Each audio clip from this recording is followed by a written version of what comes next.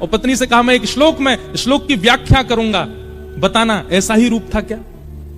कि वरहा पीड़म नटवर वपु कर्णयो कर्णकारम विभ्रदवासः कनक कपिसं वै जयंतीं चमाला रंध्रान् वेणुअधर सुधया पूरयन् गोप वृंदै वृंदारण्यं स्वपदरमणं प्राविशद गीत कीर्ति। उन्होंने एक ही कान में कुंडल पहना था, एक ही कान में कन्नेर का पुष्प लगा था। ब्राह्मणी बोली हाँ, एक कान में कन्नेर का पुष्प था, गले में 2 स्वर्ण की माल और उसके साथ एक वैजंती माला थी। ब्राह्मणी बोली हाँ, उनके गले में वैजंती माला भी थी। पीतांबरी ऐसी चमक रही थी मानो सूर्य को भी लज्जा हो जाए। बोले हाँ, ऐसी ही उनकी पीतांबरी थी।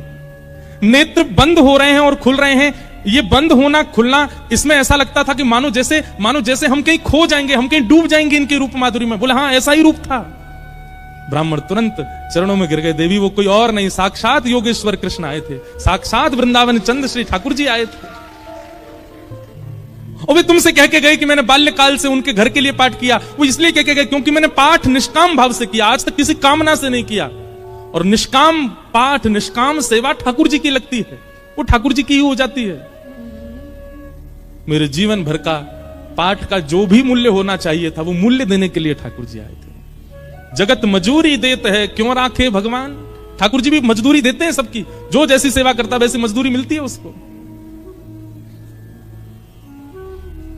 ब्राह्मण आनंदित हो गए और उसी काल से वो ब्राह्मणी भी जीवन यापन के लिए कार्य तो करती, पर भागवत जी की साधिका हो गई और नित्य भागवत जी का पाठ करने लगी। भागवत कोई ग्रंथ नहीं है, कोई किताब नहीं है, कोई पोथी नहीं है। और एक बात कह दूं तो कोई अतिशयोक्ति नहीं, पुराण से ऊंचा हमें शब्द मिला नहीं, इसलिए हम पुराण कहते हैं।